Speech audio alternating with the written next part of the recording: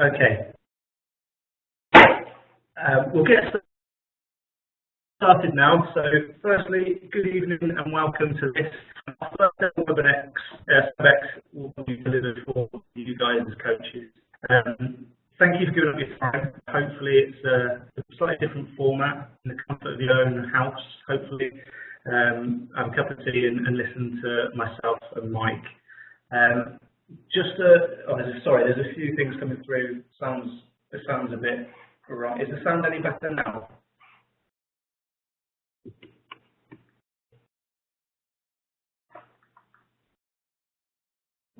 Brilliant. Okay. So just quick introductions. My name is Adam Byrne. For those of you who don't know me, I'm the Football Development Officer at the Wiltshire FA. And I'm Mike Byrne, and I'm the FA's County Coach Developer, and I recognise quite a few of the names on the list that are listening. So, good evening to everybody. Fantastic. So, tonight's WebEx will take us through why there's some changes to the coach education pathway, where they've been born from, what the new pathway and the courses look like, how this affects you as coaches, and probably a lot of you on the WebEx tonight are within big clubs, so how does that affect your club too? And there's a few just final considerations linking into bursaries, standards, and a few other things that we'll go through this evening. As I said, this is our first one, so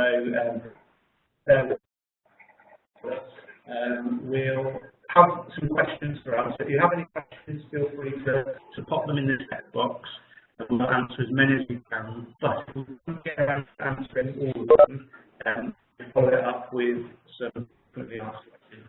Oh, that would be fair to say that if we feel that the answer is quite complicated, it probably deserves a slightly longer explanation. We'll read that either offline or we'll do it in the frequently asked questions. Brilliant. Okay, so just a little bit of housekeeping. As I mentioned, is our first one. So if there's any problems with the sound, anything like that, please just drop it in the text box. Make sure it goes to everybody so everybody can see what's being said.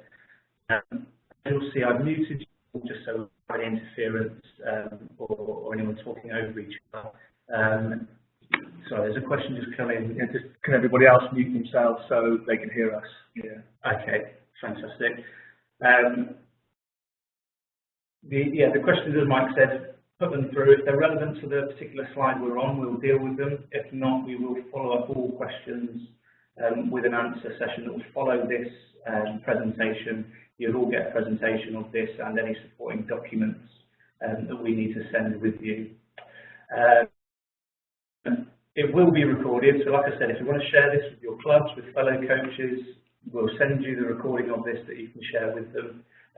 So hopefully this will go out as far and wide as possible so everybody gets the message.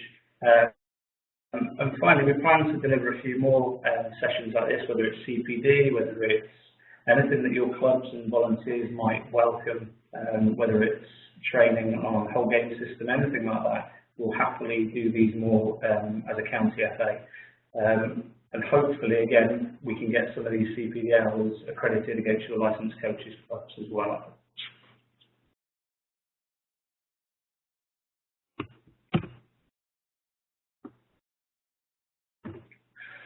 Okay, so let's go to the sort of nitty-gritty, the nuts and bolts of why we're here. So first of all, why are there changes to the FA courses?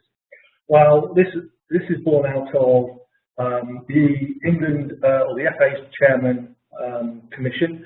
So there was a review into English football and the success and challenges that English football have had over the past years, and also looking into different ways in which football itself can help itself and develop into a world-class football nation, and also part of that is obviously the coaching at elite level and also at grassroots.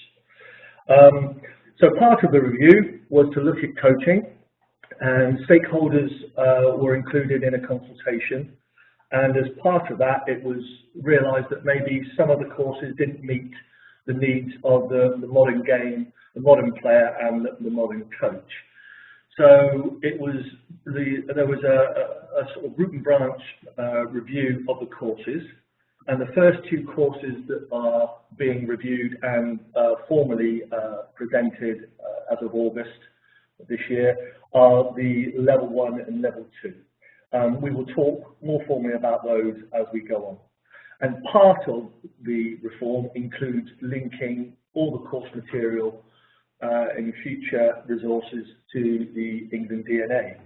Now, so for those of you who don't know what the England DNA is, you can Google it, and there's quite a wide varied resources and information on the net. But very simply, the England DNA is an identity, an English way of playing, an English way of developing how we play, how we coach, how we support our players and coaches, and what our future England players and grassroots players, will look like. So that's basically what the England DNA is in a nutshell, and we can expand on that if we need to a little bit offline a little bit later.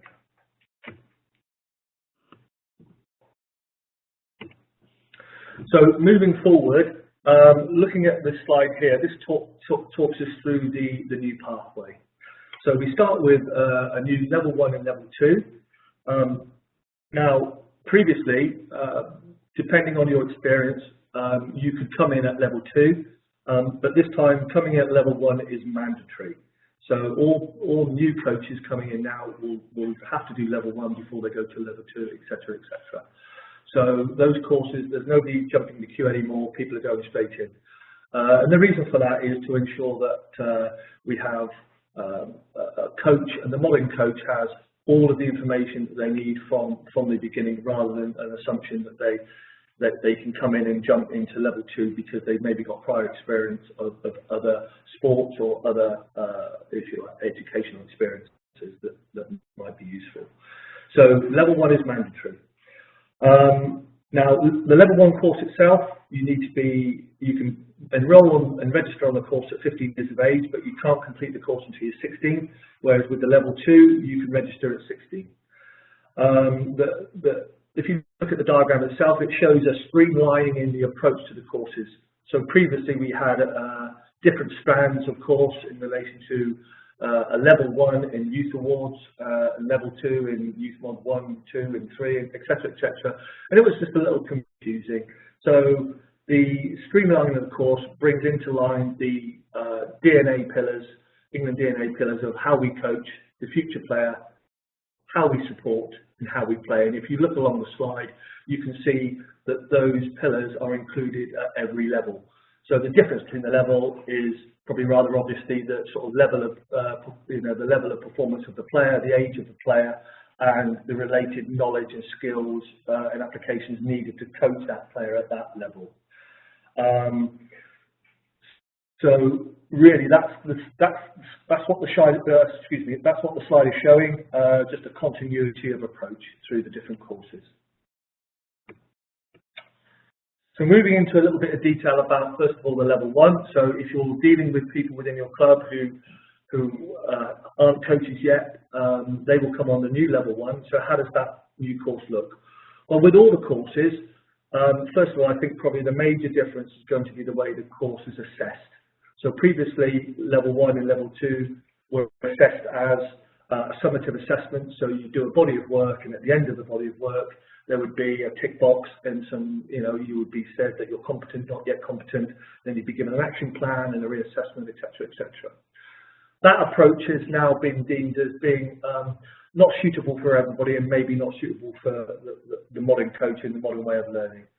So that's been realigned into the approach you can see in front of you, which is a little bit more formative. So what that means is the assessment is ongoing from the start to the end.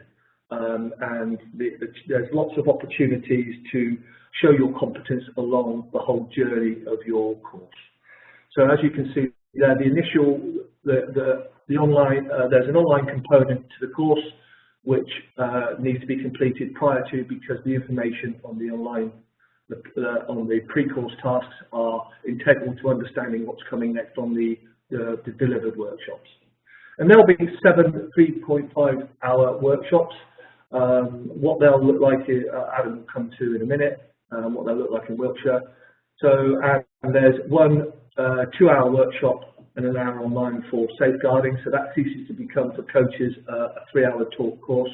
It's a 2-hour presentation or workshop followed by 1 hour online. So that reduced that time. The emergency aid, however, at the moment is still a presented course for 3 hours, and there will probably be some dispensation for people that have already got specific sort of medical awards. That information is yet to come out to us. Now, mixed up in all this will also be some online, further online work and things to view with the resources, and also some tasks to support the learner on their journey right through the whole of the course. Brilliant. So what does that look like in Wiltshire? We've done a huge exercise of planning all the new courses locally. So the level 1 moving forwards, instead of it being the last couple of seasons we've done traditionally 2 evenings a weekend, 2 evenings a weekend, we're actually going 3 full days, so that will be comprising of Saturday or a Sunday, and then 3 evenings. And the 3 evenings will be made up of, as you can imagine, the safeguarding, the emergency aid, and then a final consolidation sort of workshop. Just a point of back to the two and the coaches have previously gone on to level 1 safeguarding workshop. Now, that is going to be specifically for coaches, that safeguarding workshop. So anyone like a welfare officer, referee will have to go to one of our standalones. So no longer will we be able to accept, if there was space, like we have done in previous seasons, a volunteer to come on to a safeguarding workshop and necessarily a coach. So it will just be a level 1 safeguarding moving forwards. Okay. So what does the level 2, or what are the changes to the level 2 then? Well, again, a summative assessment way of dealing with the candidate is used here. So it's actually still 10 days delivery, which is aligned to the same amount of time that the level 2 is currently. And I've got a cohort of students that I'm taking through the current method of delivery, and they'll finish in October. But in the new cohort that starts as of August, it'll still be 10 days delivery. So the 10 days are made up of, again, 3.5-hour workshops. So 10 days, so 20 workshops in total, and you know there's lots of practical and theory content within them, but there'll be a lot less of the coach, shall we say, running around in sessions and being asked to do a lot of the physical work that maybe they did before. So the course will look like delivered in 3 blocks of work. So the system you need to remember for level 2, if you're talking to people, is 4-3-3. That's the system, because the block 1 is 4 days, block 2 is 3 days, and block 3 is 3 days. So how does that break down, and what does that look like and equate to in the old money? Well, the block of work for block 1 incorporates all the information, majority of information, should I say, that was in Youth Module 1, as well as some other bits and pieces as well. And that's going to be predominantly about how we coach. So that will be 4 days. And then block 2 is going to equate to the information that was, up to August, is in Youth Mod 2. And block 3, which is 3 days, will equate to the technical information that was in the traditional level 2 as it runs at the moment.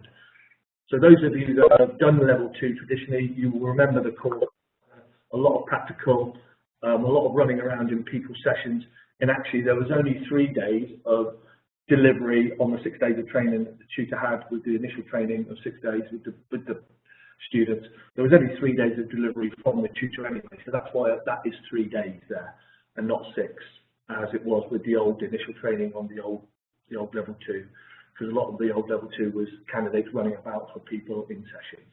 So that's why. So the new level 2 is a 4-3-3 system of 4 days, 3 days, and 3 days. Now the difference, and I think the great part of this new course for candidates who are going to go on this course, is there are now 2 in situ visits. So what that means is the tutor, whoever that might be, it might be myself, and I'll be tutoring most of the courses, or certainly be one of the 2 tutors. The tutor will now come out to the candidate at their club and watch them coach their players in their setting. This is a sea change in the way we've done it before, because obviously those of you that have done level 2 will know that you ran around in sessions with people, and maybe that was quite far removed from the real world that you were in.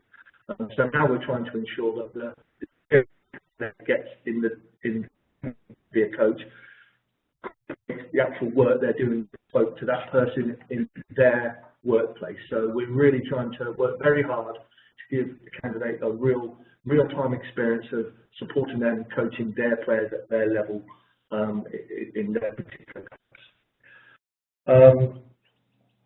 Now, in relation to the blocks of work and booking the blocks of work, really, Adam will come on to the blocks of work later when we look at the sort of specific breakdown of what's where you are in your coaching journey and what that means for you, where you go next. But it would be safe to say right at this point is that those blocks of work there can be brought out, will be brought out in chunks, and individuals can do blocks at a time. They don't have to do the whole thing, although they will be able to. So we can move on from there. Okay. Yeah, so just how that looks like in Wiltshire is we will run 4 level 2 courses, and we will also run individual blocks, which we'll come on to shortly. We'll show you what that looks like. I'm sure you're probably thinking, well, if I've done a level 1 or a level 2 and a mod 1, what does that look like for me? We'll come on to that shortly and try and make it as self-explanatory, because it took us a little while to get our heads around it. Hopefully we'll have it self-explanatory for you, so you know exactly where you and your coaches are and where you need to be moving forwards. All right, so for those of you that are looking to move forward from the level 2 area into the UEFA B, this is what the UEFA B will look like going forward. So the UEFA B again, or this time, will have 4 blocks of work, and the blocks of work again, the same pillars of the DNA are there: how we coach, how we support, how we play, and the future player. The one thing that we probably need to talk about and just be explicit about is the Youth Module 3. So those of you that have got Youth Module 1 and 2 and want to do Youth Module 3, and you've got your level 2, that opportunity will still be available to you to do that course. But going forward, the new UEFA B, which starts in 17-18, so August of next year, the new UEFA B, the first part of UEFA B will be incorporate the Youth Module 3. But the Youth Module 3 at the moment is still in its format that other people have done, and that will stay the same for this season. As of August 2017, the Youth Module 3 will be incorporated into the first block of a UEFA B course. So if you want to do that block, you can carry on and do that. And if you want to go into the UEFA B currently, you can do that as well.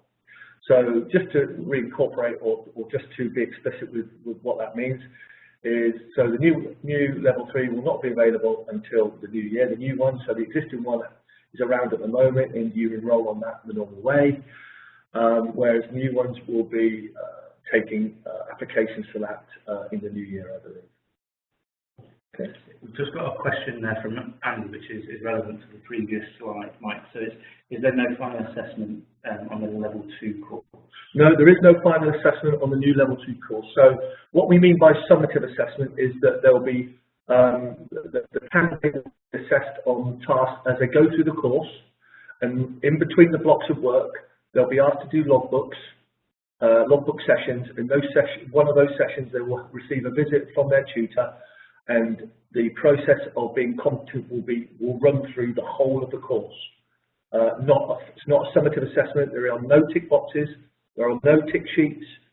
There's a set of criteria that the educator will have, and the student will know, and they will run through with the student over the course of their journey, and ensure by the end of their journey that they are up to the competence that is needed, and if not, they'll be given opportunity to improve that. But I think the expectation is that this summative assessment will allow candidates to show their knowledge all the way through the course, and this should hopefully allay any of the problems that sometimes we get with nerves at the end, which we've obviously seen before, and perhaps you've all been party to, even, well, myself definitely. I hope that answers that one. Excellent. Okay, so this is probably the sort of elements that you guys really need to be aware of, and that you're probably thinking already, what does it look like, and where do I go? So I'll start with some level 1 examples. So pretty self-explanatory. This is the easiest one. If you've got a new coach within your club, or you are a new coach, you just go straight on to the level 1. As Mike previously said, that is the entry level now. And it will be moving forward. So you must go on to a level 1 before you go on to a level 2. The next one is, I'm just a level 1 coach. So what does that mean for me? That means we would encourage you to go on to a full level 2. But as Mike said previously, we are running block 1 and block 2 separately. So if someone doesn't feel that they're ready for the whole level 2, they can access a block 1 when they're ready. Okay, a couple more examples for the level 1. So it gets a little bit more complex. Is you're a level 1 coach with a youth module 1. So if we equate that to the new level 2, that means basically you've done your level 2 block 1. So to gain that full level 2 status, you can go on to the level 2 block 2 in the old money, the youth module 2, and then go on to the block 3, again, old money, level 2 assessment as such, without the assessment. So that's what it looks like for those coaches out there. The next one is a level 1 with a youth module 1 and a module 2.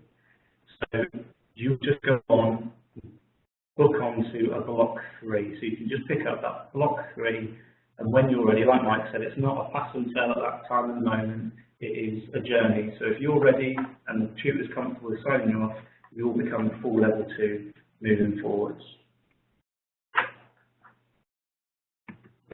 Okay, Mike, so I've just got another question there. Will the new UFB follow the same? Yeah, the question is, will the new UFB follow the same formative assessment as the 1 and 2? The answer is yes, it will. So the common thread for all the assessments, the major change that we need to get out there is there is no summative assessment. There's no assessment at the end, it is as you go. And what we're looking to do is try to, really, I think as an educational system, we're trying to support the learner, all the way through the journey, so that this summative assessment thing is really just extinguished completely, absolutely completely, so you can get ticks in the box if there is no boxes, but if you want to feel as if that's the way you're doing it, you can do that as you go along, and you will be successful at the end. So just going through the example for the current sort of level 2s now. So if I'm a level 2 and I don't have any youth mods at the moment, then what I need to do is I need to go onto a new level 2 and just pick up the blocks that equate to the youth modules.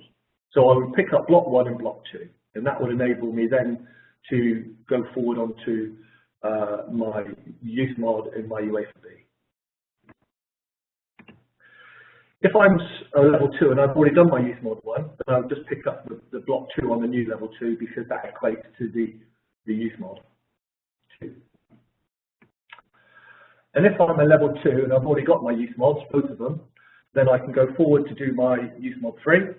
And if I don't want to do that youth mod 3, I can apply for my UEFA B currently. Remembering that as of August next year, the new UEFA B incorporates the mod information as it stands at the moment. Okay.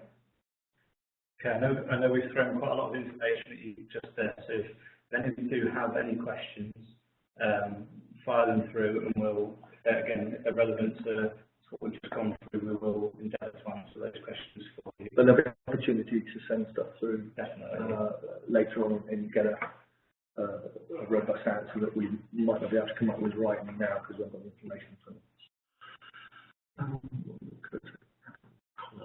Do you have the before? Maybe come back to that one. We might need to think about that. Do you have to?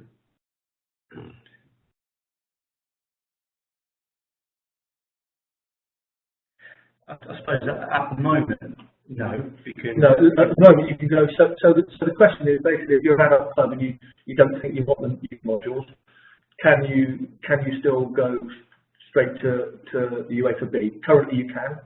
Yes, currently you can. So if you're not interested in the youth modules, you don't feel they're relevant to you. Currently, you will be and you're a level 2. You can go straight to UEFA B and apply for that, especially through the FA process.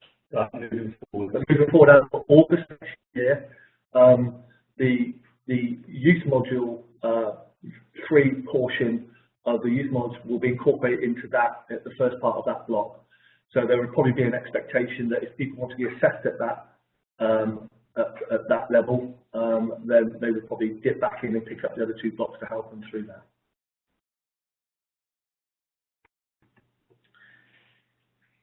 Okay, so that's the information we've got for you. That's what the courses look like. That's the sort of journey that you guys as coaches and your coaches can go on. At the moment, this is what we've got as a breakdown. Okay, so these are the courses that I'm going to be majority of my work as the FA's county coach developer. This will be the majority of my work. So we're going to have 10 level 1 opportunities. Remember, they're 4 days. 3 days and 3 evenings. So they're going to be out there, and they're at various parts of the county, which you can see there. There'll be 2 full level 2, so candidates can book to do the whole course, the 3 blocks, and they can do them all as one sort of cohort if they wish. But there's also a chance for you to do the block 1, block 2, block 3 as individuals. So if you are somebody who just wants to do the blocks one at a time, you can do. Or if you want to do your full level 2 and go for all the blocks, you can book that as well. And obviously the individual blocks will enable people that are at different parts of their journey, as we spoke about earlier, to pick up the individual blocks that they need. So for instance, if I am a level 2 and I haven't done any youth modules yet, I pick up one of the 3 block 1s that are available, because that equates to sort of the youth mod 1 information that'll be in there. If I've already got my youth mod 1, then I'll pick up block 2, and we'll move forward with that. Okay. So the other blocks of work that are available then, as it says, it shows the block 2, block 3, and then we've got a youth award at the bottom there, which will be running towards the end of the season, or sort of February time, I believe we've got. Yeah, and we'll give you more information on that course as that goes along. Okay, so as you're aware, last season we had a bursary program, and I know a lot of you on the WebEx tonight have accessed that individually and for your clubs. That's what it looks like this season, moving forward. So the bursaries are only available on a full level 2 or the level 2 blocks. So like they were essentially last season, they were only available on the youth mods and the level 2. And apologies, the youth mod 3 as well. So the bursaries are still there this season. We're going to go live with the application next Wednesday. We thought we'd do it after this, just so everyone's aware of how it will work and what you need to do. But for those that used the bursary forms last year, we're moving away from them, because what we'd ideally like you to do is book online. So we're going to provide you with a unique bursary code for you to book on, and that will act as a voucher essentially. When you go to the checkout and pay for your course, it will take off the bursary that you can see there. So for the full level 2, you get £100. For block 1, it's 25. Block 2 and 3, it's 50, and for the youth award, it's 150. And then you can see on the right-hand column, that's what it brings the courses down to. Now, these are charter standard prices, and we want to support charter standard clubs because of the amount of work you put into your clubs. So at the moment, the bursaries, like last year, are only available for those coaches working within a charter standard club. So we'll announce what that looks like on Wednesday. We'll let you have the detail, and then we'll be able to start giving you those unique codes should your application be successful.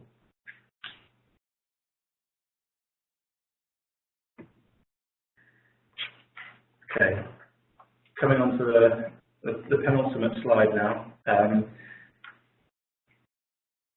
A lot of you are involved in charter standard and your charter standard health checks and your charter standard criteria, etc. Now, we appreciate that you might be thinking, well, what's going on with that, because we needed X amount of coaches at Youth Mod 1, X amount of coaches at Youth Mod 2, and 3, dependent on what level community status you have, charter standard status you have.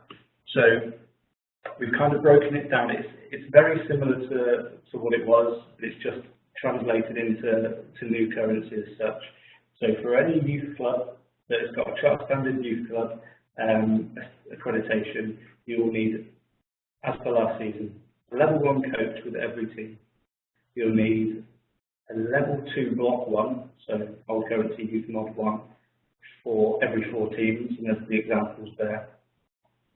For the development club, it's same as the club status, but you'll need 1 level 2, so full level 2 coach within the club, and then 1 level 2 block 2 old money youth mod 2 coach for every 6 teams within your club. And again, there's the examples there for you. And then finally, the highest status, the community club, requires everything that the development and the youth club requires, but then you go into 2 level 2 coaches within the club and 1 youth award coach to be assessed, but that one isn't until 17-18. So there is a bit of breathing space to those community clubs out there that need to get a Mod 3 assessed. And we know from the current cohort that's going through with Tony McCallum and Mike, now who's taken over, will be hopefully in a position to be assessed and passed in October time. Hopefully, yeah, that's the hope for all of that cohort. Yeah. Brilliant. Okay.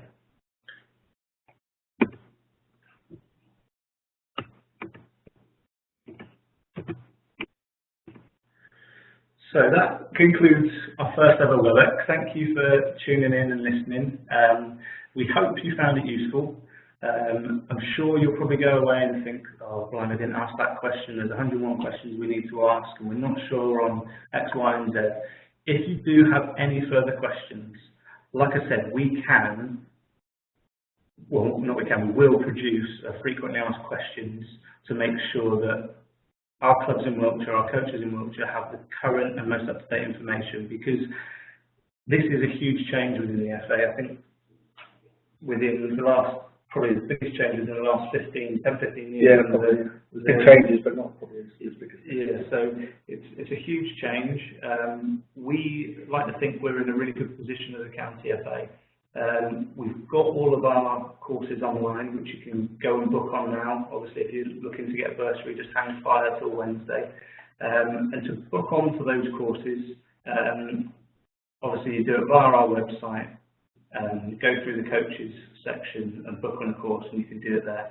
But as we said, if there's any other questions, please feel free to pop them into the courses@wiltshirefa.com email there.